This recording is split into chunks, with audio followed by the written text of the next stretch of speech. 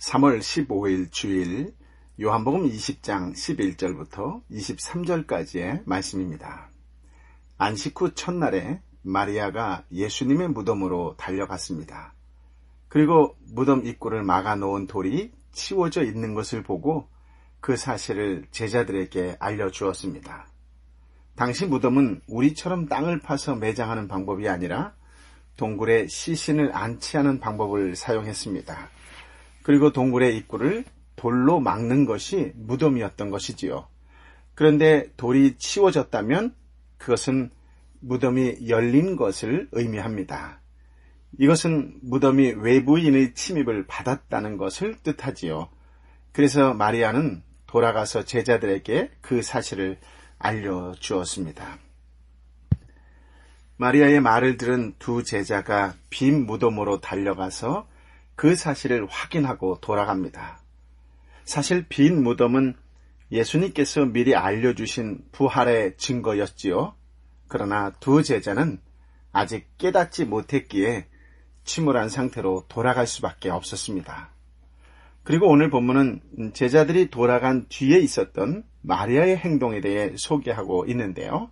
즉 11절부터 18절까지의 말씀은 막달라 마리아가 부활하신 주님을 목격하는 장면입니다.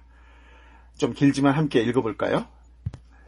그러나 마리아는 무덤 밖에 서서 울고 있었습니다. 마리아가 울다가 몸을 굽혀 무덤 안을 들여다보니 흰 옷을 입은 두 천사가 예수의 시신이 있던 자리에 앉아 있었는데 한 천사는 머리맡에 또 다른 천사는 발치에 있었습니다. 천사들이 마리아에게 물었습니다. 여인아, 왜 울고 있느냐? 마리아가 천사들에게 대답했습니다. 사람들이 내 주를 가져다가 어디에 두었는지 모르겠습니다. 이 말을 한 후 마리아가 뒤를 돌아보았을 때 예수께서 거기 서 계셨습니다. 그러나 마리아는 그분이 예수신 줄을 깨닫지 못했습니다. 예수께서 마리아에게 말씀하셨습니다. 여인아, 왜 울고 있느냐?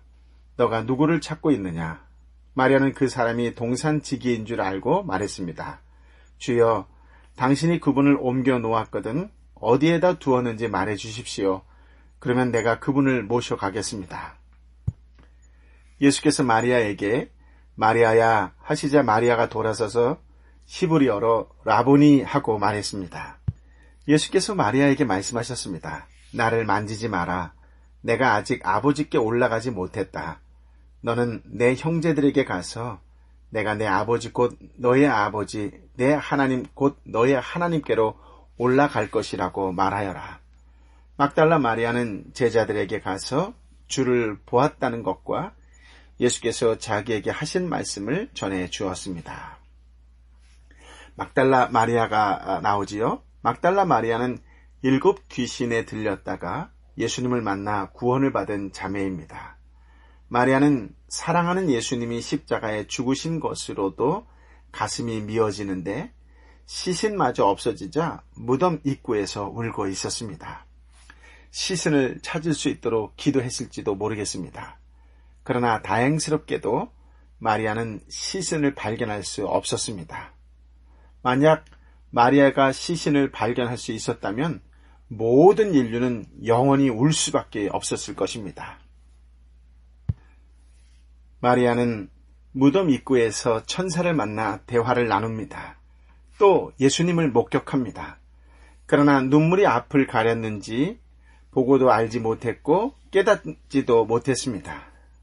때때로 깊은 슬픔과 아픔이 사람의 판단을 흐리게 하고 영적인 눈마저 감기게 하기도 합니다. 그러나 예수는 이처럼 보아도 보지 못하고 들어도 듣지 못하며 깨닫지 못하는 자에게 친히 보여주셨습니다. 예수님께서 마리아야 하시자 비로소 마리아는 부활의 주님을 알아보고 금방 기쁨이 충만해져서 부활의 증인이 됩니다. 누구보다 슬퍼하며 아픈 마음으로 절규하던 마리아에게 급작스럽게 근본적인 변화가 일어났다는 것은 그녀가 부활하신 주님을 실제로 만났음을 말해줍니다. 이제 마리아는 더 이상 울지 않아도 됩니다. 왜냐하면 예수님이 다시 사셨기 때문입니다. 단순히 다시 생존해 계시는 것이 아니라 부활하심으로써 사망에 처한 우리에게 엄청난 선물을 안겨주신 것입니다. 시신이 있다는 것은 죽음의 세계를 뜻하는 것이고, 시신이 없는 것은 죽음의 세계를 벗어난 것을 뜻합니다. 이것이 부활의 세계입니다. 그러므로 부활의 세계는 죽음이 없는 생명의 나라입니다. 죽음조차도 우리를 절망으로 이끌어가지 못하는 생명의 나라입니다. 성도는 바로 이 나라에서 살아가는 것입니다. 생명의 나라는 부활하신 그리스도가 살아 역사하시고 간섭하시고 다스리시는 나라입니다. 그러므로 이 나라에는 염려와 근심이 없습니다. 모든 것을 주님이 책임지시기 때문입니다. 세상의 어떤 일도 우리를 염려로 끌어가지 못합니다. 왜냐하면 이미 죽음을 넘어서 영원한 생명을 소유한 자로 살아가기 때문이지요. 성도는 바로 이 나라의 백성입니다. 부활하셔서 지금도 살아 역사하시는 주님을 생각하시기 바랍니다. 여러분의 인생에 개입하시고 간섭하시고 인도하시는 분이 우리 주님이십니다. 그래서 성도는 든든한 삶을 사는 것입니다. 이러한 삶에는 울음이 없고 절망이 없습니다. 다만 기쁨이 존재할 뿐입니다. 이 놀라운 은혜가 오늘 저와 여러분에게 임하시기를 우리 주님 예수 그리스도의 이름으로 축복합니다. 아멘. 19절부터 23절까지의 말씀은 제자들이 부활하신 예수님을 단체로 목격하는 장면인데요. 함께 읽어보겠습니다. 그날 곧 그 주간의 첫날 저녁에 제자들은 유대 사람들을 두려워해 문들을 걸어 잠그고 모여 있었습니다. 그때 예수께서 오셔서 그들 가운데 서서 말씀하셨습니다. 너희에게 평강이 있을지어다. 이렇게 말씀하신 뒤 예수께서는 제자들에게 자신의 손과 옆구리를 보여주셨습니다. 그러자 제자들은 주를 보고 기뻐했습니다. 예수께서 제자들에게 다시 말씀하셨습니다. 너희에게 평강이 있을지어다. 아버지께서 나를 보내신 것처럼 나도 너희를 보낸다. 이 말씀을 하시고 나서 제자들을 향해 숨을 내쉬며 말씀하셨습니다. 성령을 받으라. 만일 너희가 누구의 죄든지 용서하면 그 죄는 사함받을 것이요 용서하지 않으면 그 죄는 그대로 있을 것이다. 여러분은 평강이란 어떤 상태를 말하는 것이라고 이야기할 수 있습니까? 평강이란 두려움이 있을 때 두려워하는 것들이 전혀 두려워할 대상이 아니라는 것을 알게 되었을 때 그 상태를 가리켜서 평강이라고 말합니다. 마태복음 10장 28절에 이렇게 기록되어 있는데요. 육체는 죽여도 영혼은 죽일 수 없는 사람들을 두려워하지 말고 오직 영혼과 육체를 한꺼번에 지옥에 던져 멸망시킬 수 있는 분을 두려워하라. 즉 평강은 우리가 믿고 의지하는 하나님이 누구시며 우리를 위해 십자가에 죽고 다시 사신 예수님을 바라보고 의지할 때 주어집니다. 예수님이 못 박히신 후 제자들은 신변의 불안을 느끼며 두려워하고 있었습니다. 잔당 소탕을 위해 종교 경찰이 들이닥칠 수 있었기 때문에 그들은 문을 꼭꼭 잠그고 있었던 것이지요.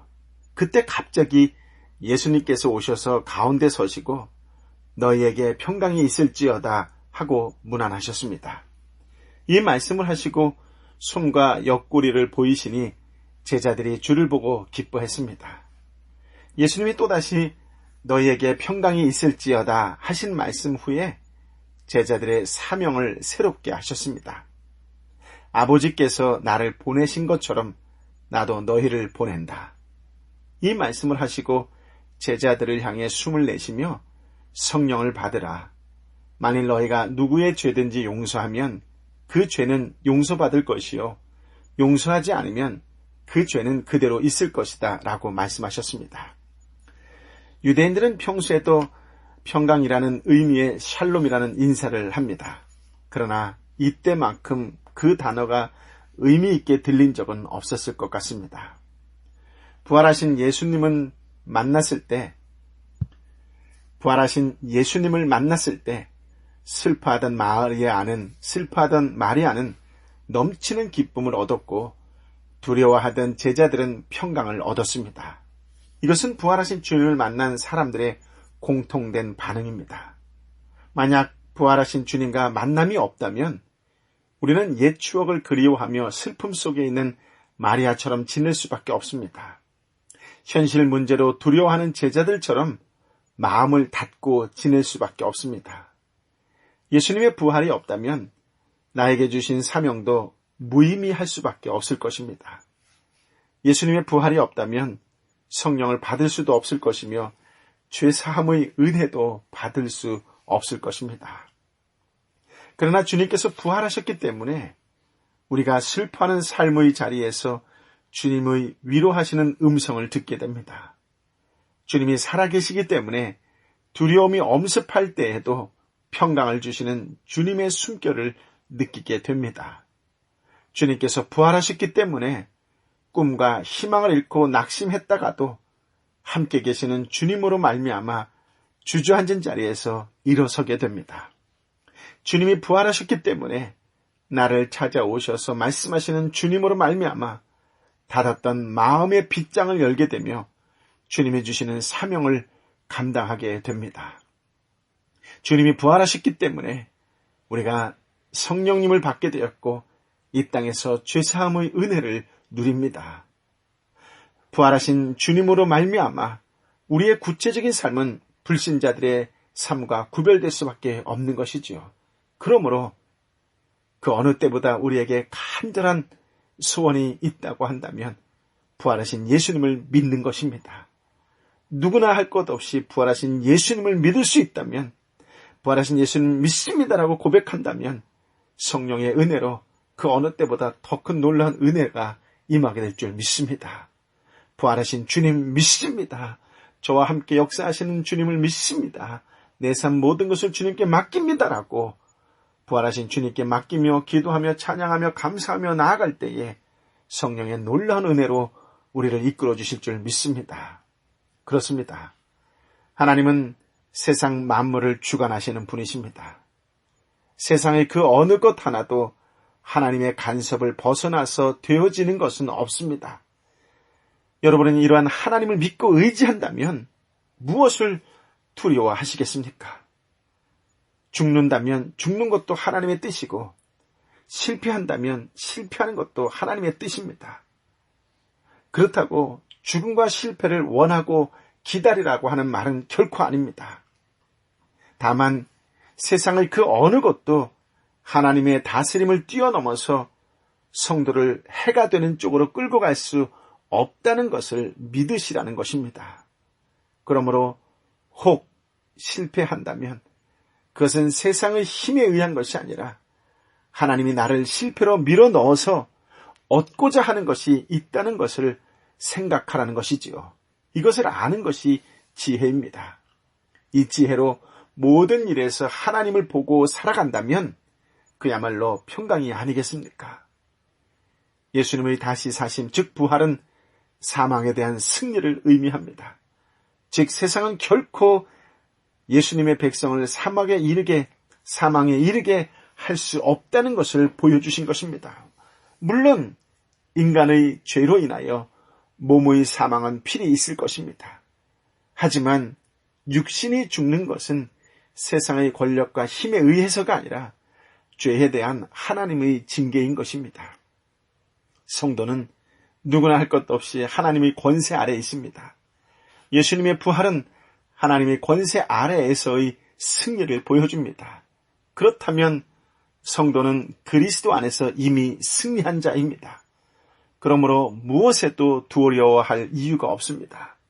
돈이 없는 것, 실패하게 되는 것, 어느 것에도 두려워하지 않는 이것이야말로 평강입니다. 이 평강은 하나님을 알고 예수님을 아는 자로 살아갈 때 주어집니다. 여러분에게 평강이 차고 넘치도록 부어지시기를 예수님의 이름으로 축복합니다. 아멘. 사랑하는 주님, 오늘 참으로 귀한 말씀, 생명의 말씀, 능력의 말씀, 은혜의 말씀, 위로의 말씀 우리에게 허락하여 주시니 감사합니다. 부활하시어 오늘도 우리 한 사람 한 사람 곁에 계신 주님을 찬양합니다. 오늘 주님의 형제 자매들이 함께 예배드리지 못하는 상황이지만 각자의 자리에서 기뻐 춤을 추며 찬양하며 기도하며 예배드리는 성령 충만한 자가 되게 하여 주옵소서. 오 성령이여 임하여 주옵소서. 특별히 아프고 지치고 연약한 자에게 성령님 임하여 주옵소서. 다시 일으켜 세워 주옵소서. 새 힘을 주시옵소서. 새 능력을 허락하여 주옵소서. 이제는 길이어 진리여 생명 되신 우리 주님 예수 그리스도의 은혜와 아버지 하나님의 크신 사랑과 성령 하나님의 외래 역사 교통 충만하심이 어떤 상황과 어떤 환경이 있다 할지라도 부활하신 주님만을 믿습니다. 주님의 뜻대로 순종하며 살겠습니다. 예배자로 살겠습니다. 어떤 상황과 환경 속에서도 감사하며 살겠습니다라고 이 땅에 살아가야 될 분명한 이유와 의미와 가치를 아는 자로 살겠노라고 오늘도 기도하며 찬양하며 예배로 나아가는 하나님의 사람들 한 사람 한 사람 머리 위에 저들이 함께 기도하고 함께 눈물 흘리며 찬양하며 감사로 나아가는 공동체의 연약한 하나님의 사람들 한 사람 한 사람 머리 위에 내 사랑하는 이웃과 열방의 선교사님 가운데에 함께하여 주옵기를 간절히 축원하옵나이다. 아멘.